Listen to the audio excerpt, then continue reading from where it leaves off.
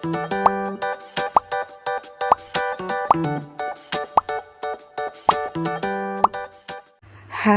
Assalamualaikum. Selamat datang di Nawasena Channel.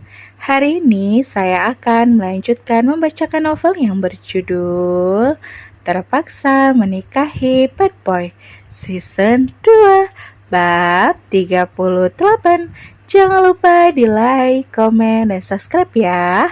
Selamat menikmati. Gugup sudah pasti.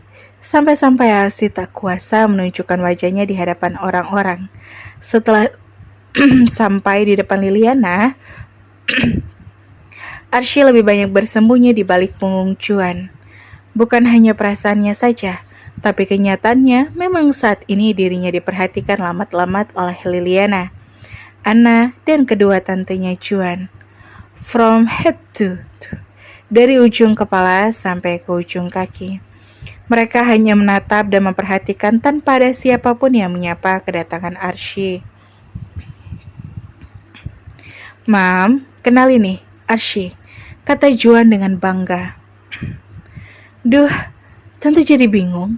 Jadi ini calon kamu tuh sebenarnya yang mana sih?" kata Sari, salah satu tantenya Juan. Arsi menduga-duga. Arsi memberanikan diri melirik ke arah Anna, yang kebetulan sedang menatap ke arahnya juga. Arsi kira sosok Anna adalah sepupunya Juan, tapi tampaknya dugaan Arsi salah. Duh, jangan-jangan cewek cantik ini calon jodoh yang disiapkan sama keluarganya Bang Juan. Mampus aku, mana dia cantik banget. Barang-barang yang dia pakai juga barang branded semua. Batin Arsi hatinya semakin dan semakin tak menentu. Yang ini tante, Juan menjawab tegas, selalu merangkul Arsi agar lebih berdiri sejajar dengan dirinya. Oh, ternyata respon sang tante juga tidak terlalu antusias. Baru di awal-awal saja Arsi sudah merasa kalau keraguannya selama ini memang benar. Arsi bawain kue buatan ibunya sendiri, buat mama, kata Juan terus mempromosikan Arsi di mata Liliana. Kasihkan aja ke Binuni, nanti Binuni yang sajikan kuenya. Mata Liliana dengan sikap yang dingin. Bi, panggil Juan pada Binuni yang sedang sibuk menyusun minuman di meja di teras rumahnya. Iya mas, Binuni sigap menghampiri. Tolong sajikan juga ini ya, kata Juan lalu menyerahkan kue milik Arsi. Siap, mas. Ketemu lagi sama pacarnya Mas Juan. Binuni menyapa Arsi dan hanya Binuniklah yang menyapa Arsi dengan hangat. Arsi manggut sambil tersenyum pada Binuni. Arsi belum berani mengeluarkan suara. Arsi merasa kalau situasinya belum kondusif. Azan maghrib tinggal 30 menit lagi. Duduklah senyamannya kalian. Mama mau bantu-bantu di dalam dulu ya, kata Liliana. Tidak ramah tapi tidak juga judes. Sikapnya terhadap Arsi masih belum bisa ditebak. Ayo aku bantu kak. Sari mengajukan diri untuk membantu. Aku mau ngawasi anak-anak aja ya, kata Tante Juan yang satunya lalu beranjak begitu saja mendekat pada beberapa anak kecil yang sedang berlarian. Anna, kamu sama Juan dulu ya. Bisa ngobrol-ngobrol juga sama temennya. Tante ke dalam dulu, kata Liliana pada Anna dengan tatapan mata yang hangat. Iya tante, Anna menjawab. Teman, batin Arsi. Arsi menghitung tanda-tanda negatif dari mamanya Juan. Arsi semakin merasa kalau mamanya Juan tidak terlalu welcome terhadap dirinya. Kok teman sih, Mam? Protes Juan. Liliana melirik ke arah Juan lalu ke arah Arsi sekilas. Ajak Arsi dan Anna di tempat yang nyaman. Mama mau nyiapin hidangan utama dulu di dalam ya, kata Liliana akhirnya mau menyambut nama Arsi. Tapi tetap saja itu tak menunjukkan antusiasme sedikit pun. Liliana pergi diikuti adiknya masuk ke dalam rumah lewat pintu utama rumahnya. Di tempat semula hanya tinggal Juan, Arsi, dan Anna. Arsi semakin kikuk, entah apa lagi yang selanjutnya akan terjadi. Hai, tadi siapa nama kamu? Arsi ya? Kenalin, aku Anna. Ucap Ana tanpa diduga. Ana bersikap sangat hangat pada Arsy. Arsy yang semula insecure malah semakin nervous diajak berkenalan oleh Ana. Ternyata Ana tidak sejudes yang Arsy kira. Hai, aku Arsy. Arsy dan Ana berjabat tangan di hadapan Juan. Juan malah merasa ada yang tidak beres dengan respon sang mama. Setelah berkenalan, situasi masih terasa canggung. Banyak tanya di benak Arsy. Ana ini sebenarnya siapa? Kenapa ada di rumah Juan? Kenapa tantenya Juan jadi menyinggung soal jodohnya Juan yang mana? Pertanyaan-pertanyaan itu sangat mengganggu sehingga membuat Arsy merasa tidak nyaman. Kamu mau duduk di dalam atau mau duduk di luar? Tanya Juan pada Arsy. Di luar aja bang, jawab Arsy. Mau ketemu sama papaku dulu? Tanya Juan lalu matanya mengarah ke salah satu bagian teras rumah di mana ada sekumpulan pria dewasa berbincang dengan serius. Pasti salah satunya adalah papanya Juan. Tapi Arsy masih belum tahu yang mana pastinya. Kayaknya nanti aja bang. Kayaknya papa kamu lagi berbincang serius sama tamunya. Jawab Arsy lagi dengan pelan. Kita duduk di sana aja kalau gitu. Kata Juan lalu menggandeng tangan Arsy dan berjalan ke salah satu sudut halaman. Di sana ada bangku kayu lengkap dengan mejanya. Ana harus menerima takdir sebagai nyamuk di antara Juan dan Arsy. Tapi Ana tetap bersikap biasa sebab dia sadar diri kalau dirinya tak memiliki hak untuk protes pada Juan dan Arsy. Liliana terlihat tidak semangat begitu Arsy muncul. Dia jadi lebih banyak diam dan melaburkan pikirannya. Tadi dia pamit masuk ke dalam rumah untuk memeriksa kesiapan para RT menyajikan hidangan utama pada acara buka bersama ini. Bentrok ya kak, mantu pilihan sendiri sama mantu pilihan Juan. Goda Sari, tapi Liliana sedang tidak ingin diajak bercanda. Kasihan sama Ana, gumam Liliana penuh sesal. Walau Ana jauh lebih cantik dari pacarnya Juan, tapi Juan itu emang paling gak suka diatur-atur. Apa yang menurut kita pantas, belum tentu menurut dia cocok. Pernyataan Sari membuat Liliana terlihat semakin bad mood. Sepertinya kedatangan Arsy tidak membuatnya senang, justru membuat Liliana tidak suka. Lagi pada ngobrolin apa nih? Serius banget, kok aku gak diajakin? Tak lama muncullah Tantri, tantenya Juan yang mengurus restoran milik mamanya Juan yang ada di Jakarta. Dibandingkan tante-tantenya yang lain, selama ini Juan lebih dekat pada Tantri. Coba deh kamu tengok di luar sana. Juan bawa cewek lain. Padahal Kak Lili udah bawain calon istri high quality buat Juan. Malah Juan bawa yang standar. Bahkan bisa dibilang di bawah standar keluarga kita. Bikin Lili jadi bete kayak gini. Kata Sari agak memanas-manasi. Tantri jadi penasaran. Tantri menajamkan matanya dan mencoba menerawang lewat jendela dan mengarah langsung ke halaman rumah di mana Juan dan Arsy serta Ana berada. Jadi itu orangnya, gumam Tantri. Kamu tahu? Tanya Sari. Seminggu yang lalu Juan datang ke resto buat curhat. Katanya dia lagi jatuh cinta dan mau langsung serius sama gadis itu. Dan mungkin memang itu orangnya, jawab Tantri. Wah, mau serius tuh katanya. Kak, gimana dong nasib Ana? Panas-panasi lagi Sari. Juan cerita banyak sama kamu.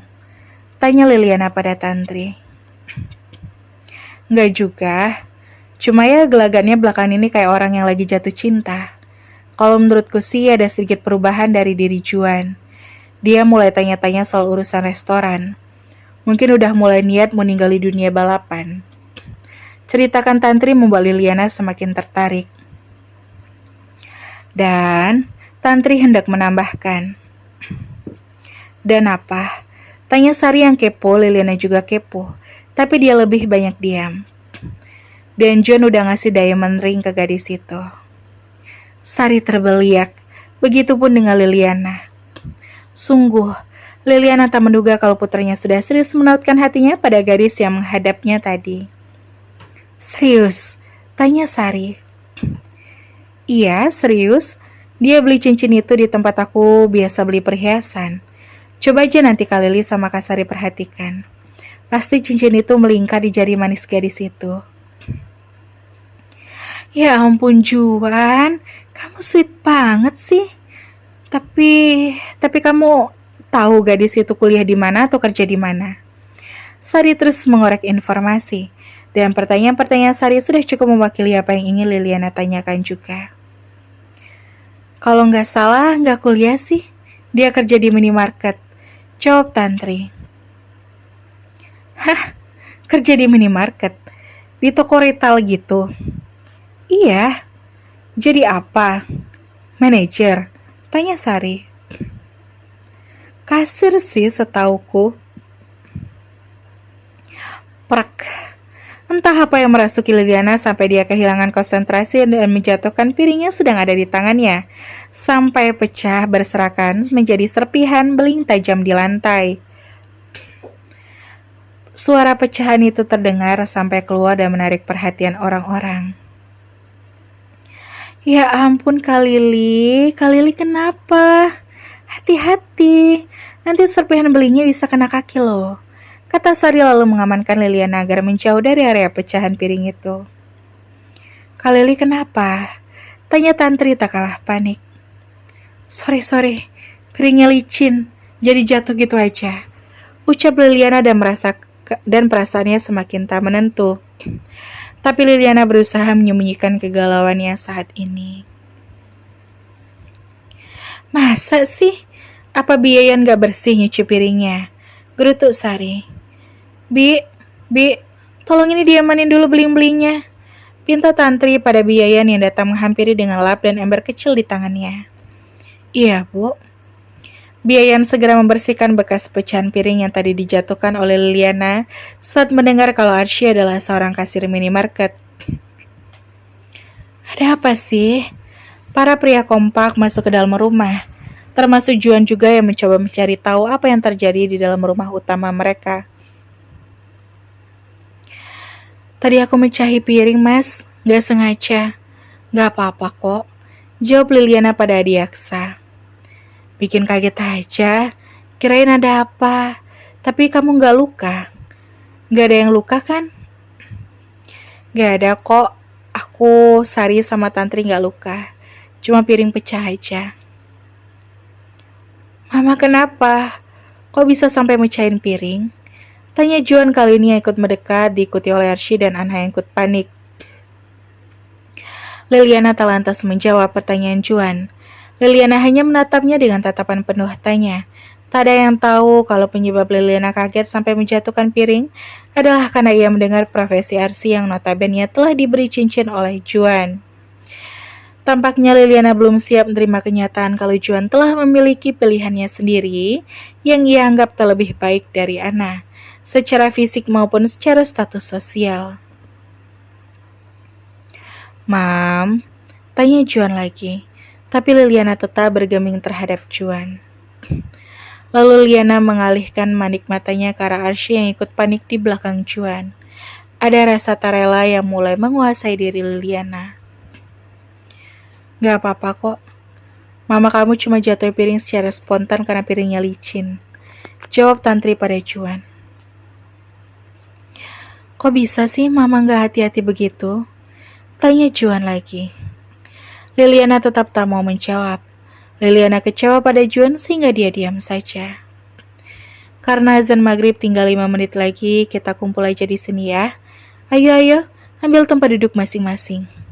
Kata Adiaksa menginstruksikan seluruh tamu yang ada untuk segera duduk melingkar di ruangan utama yang sudah digelar dengan permadani besar di tengah-tengahnya. Ayo kak, are you okay? Bisik Tantri. Pada Liliana, dia mengajak Liliana untuk segera duduk bergabung dengan yang lainnya. Tantri seperti melihat sesuatu yang mengganjal dari mimik wajah dan gestur Liliana setelah mendengar penuturannya soal Arsy. I'm okay, kita duduk aja. Mereka pun mulai kompak duduk di tempat yang telah disediakan. Arsy masih duduk di dekat Anna, karena tak ada yang sebaya dengan dengannya di acara itu kecuali Anna. Sementara Juan duduk di deretan para pria, ayah dan para omnya yang beberapa tamu lain yang hadir. Alhamdulillah ya, kita bisa berkumpul lagi di tahun ini. Tahun-tahun berganti dengan sangat cepat. Semoga kita masih bisa diberi umur dan diberi kesempatan untuk bisa menuntaskan kewajiban kita di bulan yang suci ini. Ujar Adiaksa memimpin detik-detik jelang buka puasa. Amin. Semua orang kompak menyahut. Adiaksa mulai menyadari kehadiran Arsy dan tentu saja ia merasa sangat asing. Loh, sepertinya ada tamu asing ya. Kok papa baru lihat, Juan? Tanya Adiaksa lalu menarikan posisi kacamatanya sambil menatap ke arah Arsy. Detak jantung Arsy mulai tidak aman lagi. Berdetak kencang tak terkendali karena gugup. Terlebih semua mata kembali mengarah ke arahnya lagi saat ini. Sekalian aja aku kenali ya, kata Juan dengan sangat yakin. Iya, kenalin dong, kayaknya kita siap-siap ngantri Juan seserahan nih. Goda salah satu om Juan. Mantap tuh, habis lebaran langsung nganter lamaran dulu. Goda om Juan yang lainnya. Arsy hanya menunduk malu, dia semakin tak berani menunjukkan wajahnya. Tak tahu juga harus bagaimana bersikap. Gugup, nervous, salah tingkah bentrok di dalam diri Arsy saat ini. Liliana menatap ke arah jari jemari Arsy dan ternyata di sana memang sudah ada cincin yang berkilau menghiasi tangan Arsy.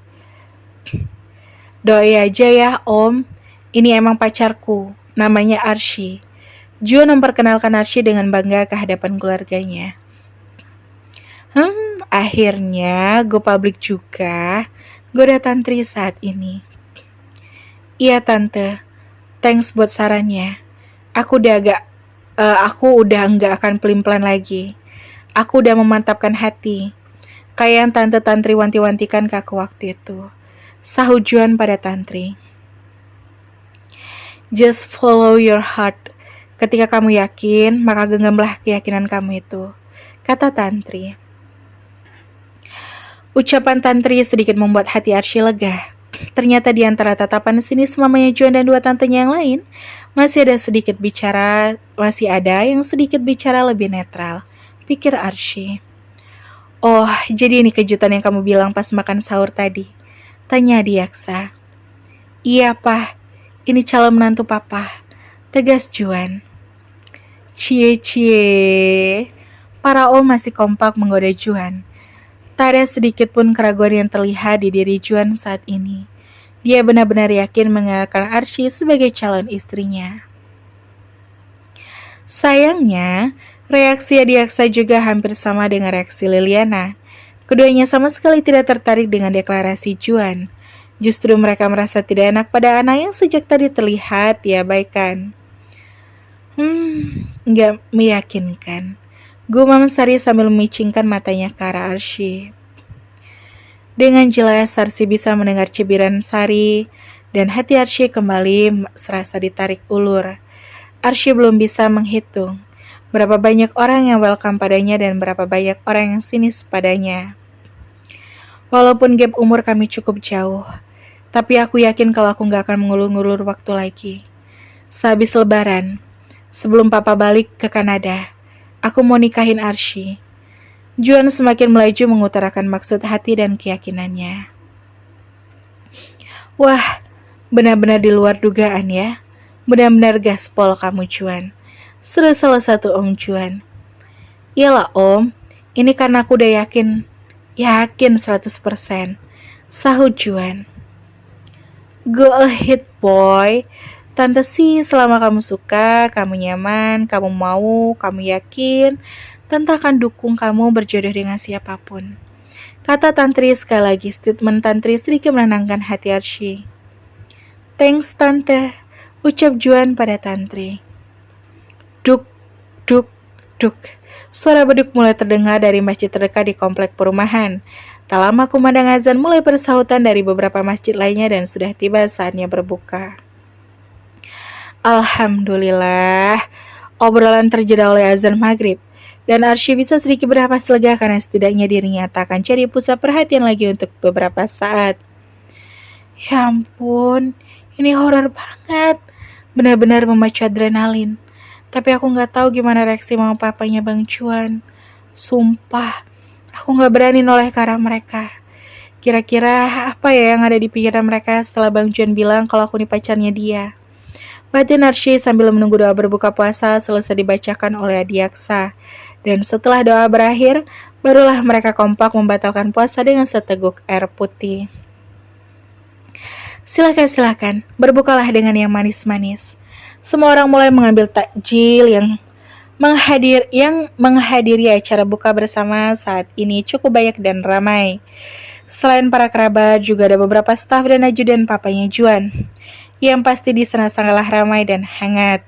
Hanya saja, tuan rumah terlihat tidak bahagia.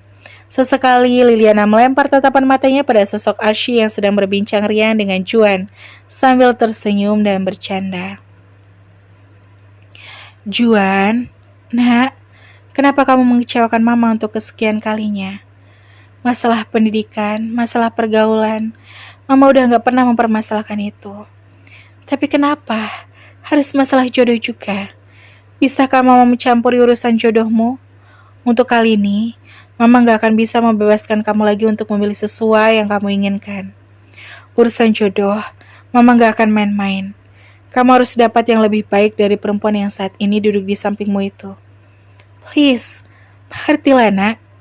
Liliana terteguh hati dan jiwanya melebur memikirkan nasib Juan, sementara raganya di acara buka bersama itu. Sepertinya Juan dan Arsy harus sedikit berjuang untuk mempertahankan hubungan mereka. Karena tembok yang akan mereka hadapi adalah tembok yang teramat kokoh, yakni orang tua Juan sendiri. Dan bersambung sampai bertemu di bab selanjutnya ya. Wassalamualaikum.